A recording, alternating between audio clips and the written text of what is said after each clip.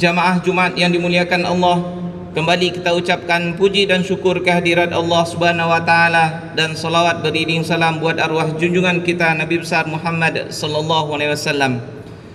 Jamaah Jumat rahimakumullah, setiap saat akhir-akhir ini kita selalu mendengarkan berita tentang kematian.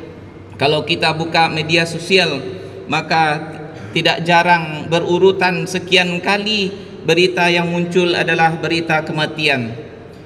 Kematian begitu mudahnya dan begitu cepatnya mendatangi seseorang yang pada saat sekarang barangkali dia sehat, atau 1 jam yang lalu kita mendengar dia segar bugar, tiba-tiba beliau sudah kembali kepada Allah Subhanahu wa taala.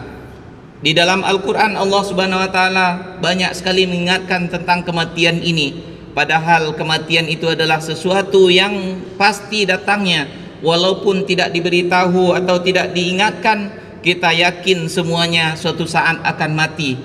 Seperti yang dikatakan oleh Allah di dalam Al-Quran, kullu nafsin dha'iqatul maut, diulang 3 kali di dalam Al-Quran. Di dalam Ali Imran ayat 185, Al-Anbiya 35, Al-Ankabut 57. Di depan, di tengah dan di akhir Al-Quran Allah ingatkan selalu tentang kematian.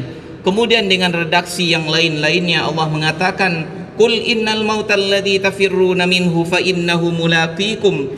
Katakanlah sesungguhnya kematian yang kalian lari darinya itu pasti suatu saat akan menemui kalian. Tsumma turadduna ila alimil ghaibi wasyahadati fayunabbiukum bima kuntum ta'malun. Kemudian kalian akan dikembalikan kepada zat yang maha mengetahui yang gaib dan juga yang nyata. Lalu kalian akan mendapatkan atau akan diberitakan kepada kalian apa saja yang sudah kalian lakukan di permukaan bumi ini. Jamaah Jumat yang dimuliakan Allah, kemudian dalam bentuk redaksi yang lain Allah mengatakan, setelah menceritakan tentang proses kehidupan manusia mulai dari lahir sampai dia berakhir, Allah mengatakan, "Tsumma innakum ba'da dzalika lamayitun." Sungguh betul-betul kalian setelah hidup itu akan mati. Waja'at sakratul mauti bil haq, pasti sakratul maut itu akan mendatangi kalian dengan pasti. Dari sini kita mendapatkan suatu pelajaran yang luar biasa.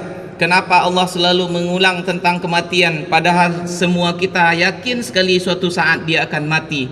Seolah-olah Allah mengatakan kepada kita, wahai manusia, sekalipun kalian yakin bahwa kalian akan mati, tetapi perangai, kelakuan kalian di atas dunia menunjukkan seolah-olah kalian tidak akan mati.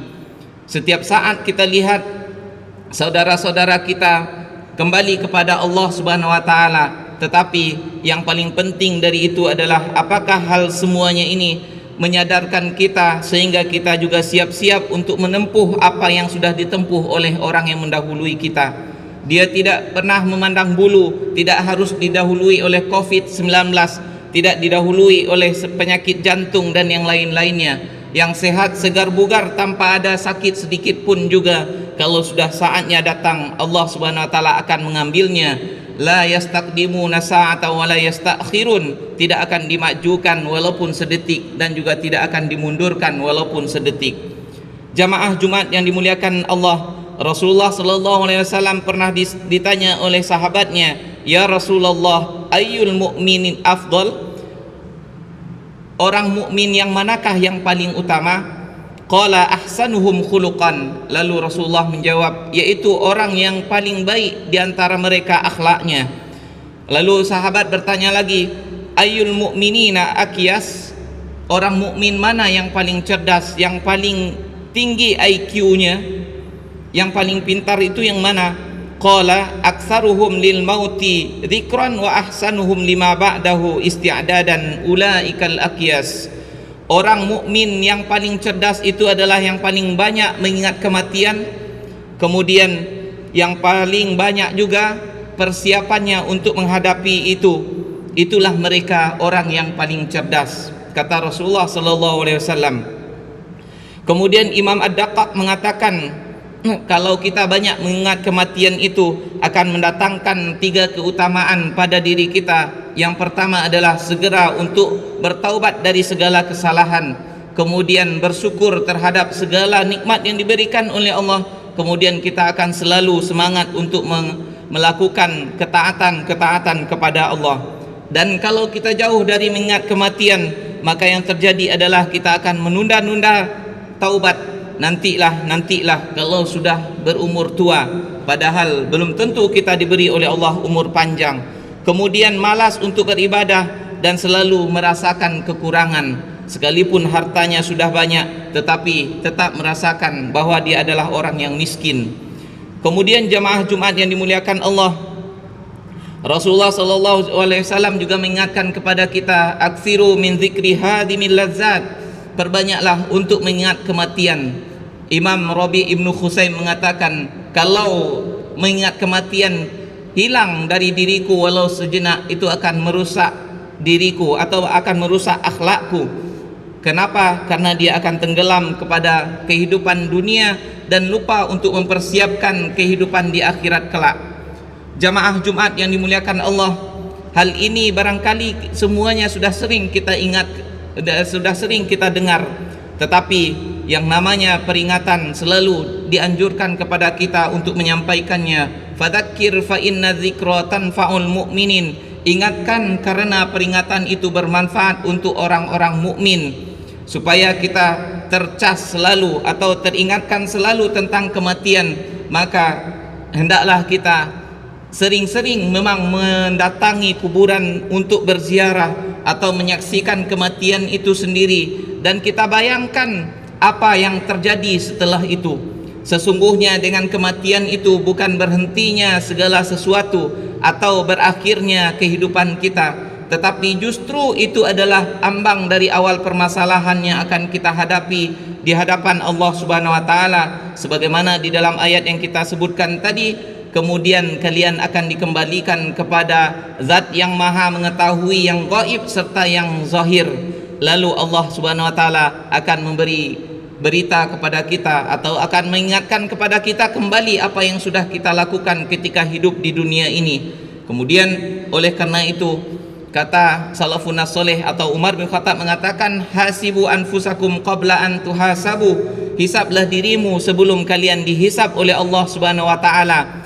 Apa yang kita lakukan 1 jam yang lalu barangkali kita sudah lupakan, tetapi Allah Subhanahu wa taala tidak pernah lupa apa saja yang pernah kita lakukan dalam kehidupan ini, mulai dari akil balik sampai kita sakaratul maut nanti. Oleh karena itu, supaya ringan permasalahan kita di hadapan Allah Subhanahu wa taala, Allah mengatakan, wa tazawwadu fa inna khairaz zadi taqwa, berbekallah, sesungguhnya bekal yang terbaik itu adalah ketakwaan. Aqulu qawli hadza wa astaghfirullah li wa lakum wastaghfiruhu innahu huwal ghafurur rahim.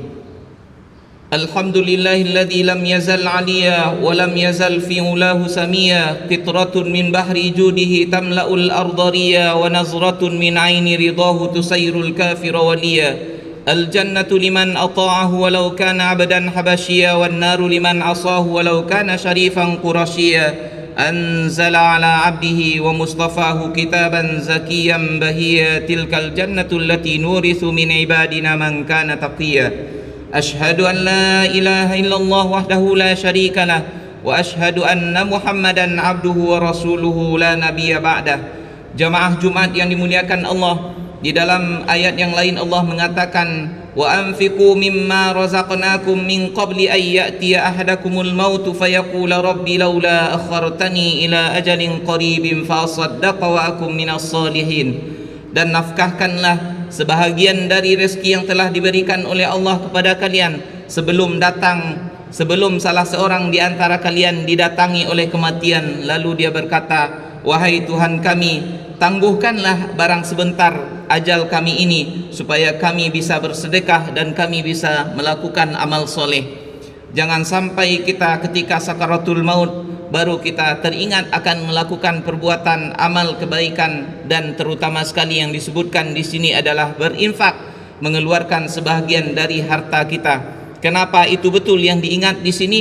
Karena menumpuk-numpuk harta atau harta yang banyak kita kumpulkan akan menjadi beban berat nanti di akhirat. Oleh karena itu, orang yang mudah untuk mengeluarkan hartanya di jalan Allah Subhanahu wa taala, akan ringan pula perasaannya dan tanggung jawabnya nanti di hadapan Allah Subhanahu wa taala.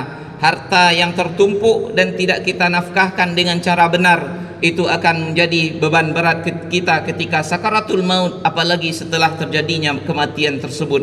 Wala yuakhirallahu nafsan idza jaa ajaluha, dan sekali-kali Allah tidak akan menangguhkan ajal apabila dia sudah datang. Wallahu khabirum bima ta'malun, dan Allah Maha mengetahui apa saja yang kalian lakukan.